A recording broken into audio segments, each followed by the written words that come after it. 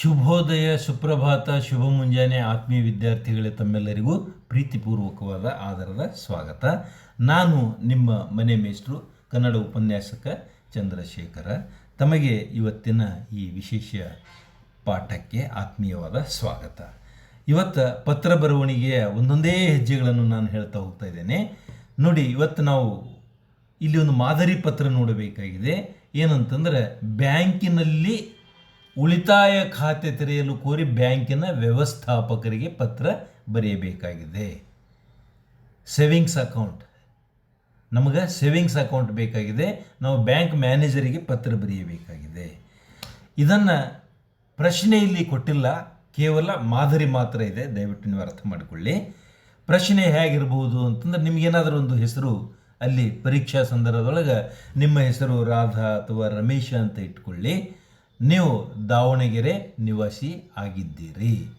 ನೀವು ಅಲ್ಲಿರ್ತಕ್ಕಂಥ ದಾವಣಗೆರೆಯಲ್ಲಿರ್ತಕ್ಕಂಥ state bank of India ಅದರ ಮ್ಯಾನೇಜರಿಗೆ ನೀವು ಪತ್ರ ಬರೆಯಬೇಕು. ಏನಂತಂದರೆ, ಅಲ್ಲಿ ಒಂದು ಖಾತೆ ತೆರೆಯಬೇಕಾಗಿದೆ, ಸೇವಿಂಗ್ಸ್ ಅಕೌಂಟ್ ಓಪನ್ ಮಾಡಬೇಕಾಗಿದೆ ಅಂಥೇಳಿ ಅಲ್ಲಿ ನಿಮಗೆ ಪರೀಕ್ಷೆ ಒಳಗೆ ಹಿಂಗೆ ಕೊಟ್ಟಿರ್ತಾರೆ. ಅಥವಾ ಹೆಸರು ಕೊಡಲಾರದೆ ಇರ್ಬೋದು, ಅಥವಾ ಎಲ್ಲವೂ ಕೊಟ್ಟಿರ್ಬೋದು, ನಿಮಗೆ ಕೆಲವೊಂದು ಸಲ ಹೆಸರು ಕೊಟ್ಟಿರಲಾರದೆ ಇರಬಹುದು. ಆದರೆ ನೀವು ಪತ್ರ ಬರೆಯಬೇಕಾದ ಪದ್ಧತಿ ಏನಿರ್ತಲ್ಲ, ಇದನ್ನು ಸಂಕ್ಷಿಪ್ತವಾಗಿ ನೇರವಾಗಿ ನಾನು ಇಲ್ಲಿ ಹೇಳಕ್ಕೆ ಪ್ರಯತ್ನ ಮಾಡ್ತಾ ಇದ್ದೇನೆ.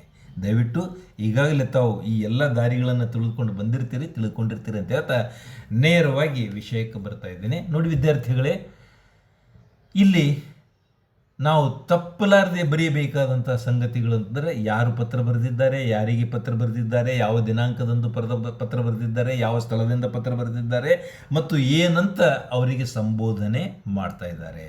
ಯಾವಾಗಲೂ ಅಧಿಕಾರಿಗಳಿಗೆ ಮತ್ತು ಮೇಲ್ವರ್ಗದ ಶಿಕ್ಷಕರಿಗೆ ಅಥವಾ ಮುಖ್ಯ ಗುರುಗಳಿಗೆ, ಪ್ರಾಚಾರ್ಯರಿಗೆ ಇತ್ಯಾದಿ ಅಪರಿಚಿತ ಅಧಿಕಾರಿಗಳಿಗೆ, ಅಪರಿಚಿತ ವ್ಯಕ್ತಿಗಳಿಗೆ ಕೂಡ ನೀವು ಸಂಬೋಧನೆ ಮಾನ್ಯರೇ ಅಂತ ಮಾಡಬೇಕು. ಪ್ರೀತಿಯ ಅಥವಾ ಪೂಜ್ಯರೇ ಅಂಥೇಳಿ ಮಾಡಬಾರದು. ಪ್ರೀತಿ ಅಂತಕ್ಕಂಥದ್ದು ಮಾಡಬೇಕಾದದ್ದು ವೈಯಕ್ತಿಕ ಪತ್ರಗಳಲ್ಲಿ ಮಾತ್ರ, ಹಾಗೂ ಪೂಜ್ಯರೇ ಅಂತಕ್ಕಂಥದ್ದು ಗುರುಗಳಿಗೆ ಬಿಟ್ಟು ಬೇರೆ ಯಾರಿಗೂ ಮಾಡಬಾರದು. ನೆನಪಿಟ್ಟುಕೊಳ್ಳಿ, ಪೂಜ್ಯರೇ ಗುರುಗಳಿಗೆ ಮಾತ್ರ ಮಾಡಬೇಕು. ಉಳಿದವರೆಲ್ಲರೂ ನಿಮಗೆ ಪೂಜ್ಯರಾಗಲಿಕ್ಕೆ ಸಾಧ್ಯ ಇರಲ್ಲ. ಇಲ್ಲಿ ಪ್ರಾಚಾರ್ಯರು ಇರ್ಬೋದು ಅಥವಾ ಬ್ಯಾಂಕ್ ಅಧಿಕಾರಿಗಳು ಇರ್ಬೋದು, ಅವರು ಮಾನ್ಯರೇ ಅಂತೇಳಿ ನಾವು ತಿಳ್ಕೊಳ್ಬೇಕು. ಇದನ್ನು ಭಾಳ ಕಟ್ಟುನಿಟ್ಟಾಗಿ ತಿಳಿದುಕೊಳ್ಬೇಕು. ನಾನು ನಿಮಗೆ ವೈಯಕ್ತಿಕ ಒಂದು ಪತ್ರ ಬರವಣಿಗೆಯ ಸಂದರ್ಭದಲ್ಲಿ ಯಾರಿಗೆ ಏನೆಲ್ಲ ಸಂಬೋಧನೆ ಮಾಡಬೇಕು ಅಂತಕ್ಕಂಥ ವಿಷಯವನ್ನು ಕುರಿತು ಚರ್ಚೆ ಮಾಡ್ತಾ ಇದ್ದೇನೆ. ಇವತ್ತು ನಿಮಗೆ ಏನಂತಂದರೆ, ರಾಧಾ ಅಥವಾ ರಮೇಶ ಅಂತಕ್ಕಂಥ ಹೆಸರು ನೀವು ಇಟ್ಟುಕೊಂಡು ಪತ್ರ ಬರೆಯಬೇಕಾಗಿದೆ. ನೀವು ದ್ವಿತೀಯ PUCಯಲ್ಲಿ ಓದ್ತಕ್ಕಂತಹ ಗೀತಂ ಪದವಿ ಪೂರ್ವ ಕಾಲೇಜು ದಾವಣಗೆರೆ ಜಿಲ್ಲೆ, ಅಲ್ಲಿ ನೀವು ಅಧ್ಯಯನ ಮಾಡ್ತಾ ಇದ್ದೀರಿ. ಇದು ಡಮ್ಮಿ ಇರ್ತದೆ, ಇದು ಸುಮ್ಮನೆ ನಿಮಗೆ ತಿಳಿದುಕೊಳ್ಳಕ್ಕೆ ಮಾತ್ರ. ಇದು 1ನೇ ಜೂನ್ 2025, ಇದು ಡಮ್ಮಿ ಇರ್ತದೆ. ಡಮ್ಮಿ ಅಂತಂದ್ರೆ ಸುಮ್ಮನೆ ಮಾದರಿಗೆ ಮಾತ್ರ ಇರ್ತದೆ. ಇನ್ನು ಸ್ಥಳ ದಾವಣಗೆರೆಯಿಂದ ನೀವು ಪತ್ರ ಬರಿತಾ ಇದ್ದೀರಿ. ಇದು ಪ್ರತಿಯೊಂದಕ್ಕೂ ಅರ್ಧ ಅಂಕಗಳು ಇಲ್ಲಿ ನಿಮಗೆ ಬರ್ತಾ ಹೋಗ್ತವೆ.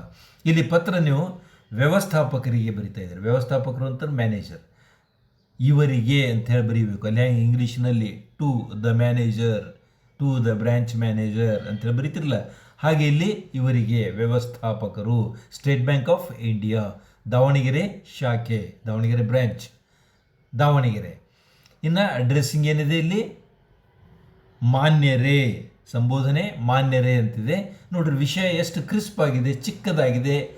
ಉಳಿತಾಯ ಖಾತೆಯನ್ನು ತೆಗೆಯುವ ಕುರಿತು ಅಷ್ಟೇ, ಇತ್ಯಾದಿ ಏನಿಲ್ಲ. ನೀವು ಇನ್ನೊಂದು ಸ್ವಲ್ಪ ಎಕ್ಸ್ಟೆನ್ಷನ್ ಮಾಡ್ಬೋದು.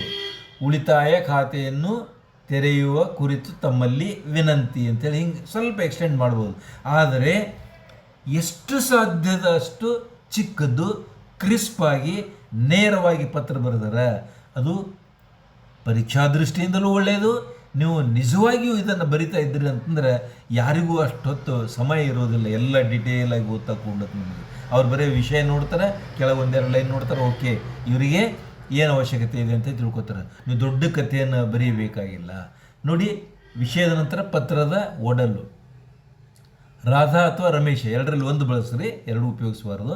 ಆದ ನಾನು ದಾವಣಗೆರೆಯ ನಿವಾಸಿಯಾಗಿದ್ದು ನನ್ನ ಎಲ್ಲ ಹಣಕಾಸಿನ ವ್ಯವಹಾರಗಳಿಗೆ ಮತ್ತು ಹಣದ ಉಳಿತಾಯಕ್ಕೆ ಸಂಬಂಧಪಟ್ಟಂತೆ ನಿಮ್ಮ ಬ್ಯಾಂಕಿನಲ್ಲಿ ಒಂದು ಉಳಿತಾಯ ಖಾತೆಯನ್ನು ತೆರೆಯಲು ಇಚ್ಛಿಸಿರುತ್ತೇನೆ. ಆದ್ದರಿಂದ ನಿಮ್ಮ ಬ್ಯಾಂಕಿನಲ್ಲಿ ಒಂದು ಉಳಿತಾಯ ಖಾತೆಯನ್ನು ತೆರೆಯಲು ಅವಕಾಶ ಮಾಡಿಕೊಡಬೇಕು ಎಂದು ತಮ್ಮಲ್ಲಿ ಈ ಮೂಲಕ ನಾನು ವಿನಂತಿ ಮಾಡಿಕೊಳ್ತಾ ಇದ್ದೇನೆ.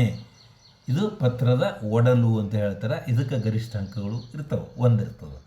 ಇನ್ನು ವಿಷಯಕ್ಕೆ ಒಂದು ಅರ್ಧ ಅಂಕ ಇರ್ತದೆ. ಆಮೇಲೆ ಯಾರು ಬರೆದ್ರು ಅನ್ನೋದಕ್ಕೊಂದು ಅರ್ಧ ಅಂಕ ಇರ್ತದೆ, ಯಾರಿಗೆ ಬರೆದ್ರು ಅನ್ನೋದಕ್ಕೊಂದು ಅರ್ಧ ಅಂಕ ಇರ್ತದೆ. ಆನಂತರ ಸ್ಥಳ ಬರೆದಿದ್ರೆ ಅದಕ್ಕೊಂದು ಅರ್ಧ ಅಂಕ ಇರ್ತದೆ, ದಿನಾಂಕ ಬರೆದಿದ್ದರೆ ಅದಕ್ಕೊಂದು ಅರ್ಧ ಅಂಕ ಇರ್ತದೆ. ವಂದನೆಗಳೊಂದಿಗೆ ಅಂಥೇಳಿ ಏನು ಕನ್ಕ್ಲೂಷನ್ ಮಾಡ್ತಾ ಇದ್ರಲ್ಲ, ಅದಕ್ಕೂ ಕೂಡ ಅರ್ಧ ಅಂಕ ಇರ್ತದೆ. ತಮ್ಮ ವಿಶ್ವಾಸಿ, ಇದು ತಪ್ಪದೆ ಬರೆಯಬೇಕು. ತಮ್ಮ ವಿಶ್ವಾಸಿ ಅಂಥೇಳಿ ಅಲ್ಲಿ ಬರೀಬೇಕು. ಕೆಳಗಡೆಗೆ ಸಹಿ ಅಂತ ಮಾತ್ರ ಬರೀಬೇಕು, ಸಹಿ ಮಾಡಲಿಕ್ಕೆ ಹೋಗಬಾರ್ದು ಯಾವುದೇ ಕಾರಣಕ್ಕೆ. ಈ ಪ್ರಕಾರವಾಗಿ ಕೆಳಗಡೆಗೆ ಮೇಲೆ ಯಾವ ಹೆಸರನ್ನು ನೀವು ಉಪಯೋಗಿಸ್ಕೊಂಡಿದ್ದೀರಿ, ಅದು ರಾಧಾ ಅಂತಿರ್ಬೋದು ಅಥವಾ ರಮೇಶ್ ಅಂತಿರ್ಬೋದು ಅಥವಾ ಮತ್ತಾವುದೋ ನಿಮ್ಮ ಇಷ್ಟದ್ದಿರ್ಬೋದು. ಒಂದು ವೇಳೆ ಅವರು ಕೊಟ್ಟಿದ್ದರೆ ಖಂಡಿತವಾಗಿ ಅದೇ ಹೆಸರನ್ನು ನೀವು ಪ್ರಯೋಗಿಸಬೇಕು. ಕೊನೆಗೆ ಯಾವ ಹೆಸರು ಪ್ರಯೋಗ ಆಗಿದೆ ಅದು ಸಹಿ ಕೆಳಗಡೆಗೆ ನೀವು ನಮೂದಿಸಬೇಕಾಗ್ತದೆ. ಇಷ್ಟು ಈ ಸಂಕ್ಷಿಪ್ತವಾದಂತಹ ಪತ್ರ ಬರವಣಿಗೆಯ ವಿಡಿಯೋ ಪಾಠದೊಂದಿಗೆ ತಮ್ಮೊಂದಿಗೆ ನಾನು ವಿದಾಯ ಹೇಳ್ತಾ ಇದ್ದೇನೆ. ಮಕ್ಕಳೇ, ದಯವಿಟ್ಟು ಈ ಪಾಠ ತಮಗೆ ಇಷ್ಟವಾಗಿದ್ದರೆ ನೀವು ನಿಮ್ಮ ಸ್ನೇಹಿತರೊಂದಿಗೆ ಶೇರ್ ಮಾಡಿಕೊಳ್ಳಿ, ಹಾಗೂ ತಪ್ಪದೆ ಕಮೆಂಟ್ ಮಾಡಿ ಅಂತ ಹೇಳ್ತಾ ಇಲ್ಲಿಗೆ ನಾನು ನನ್ನ ಈ ವಿಡಿಯೋ ಪಾಠ ಮುಗಿಸ್ತಾ ಇದ್ದೇನೆ. ಮತ್ತೆ ಮುಂದಿನ ವಿಡಿಯೋ ಪಾಠದಲ್ಲಿ ಭೇಟಿಯಾಗೋಣ ಅಂತ ಹೇಳ್ತೀನಿ. ಅಲ್ಲಿವರೆಗೆ ತಮಗೆ ಪ್ರೀತಿಪೂರ್ವಕವಾದಂತಹ ಧನ್ಯವಾದಗಳು.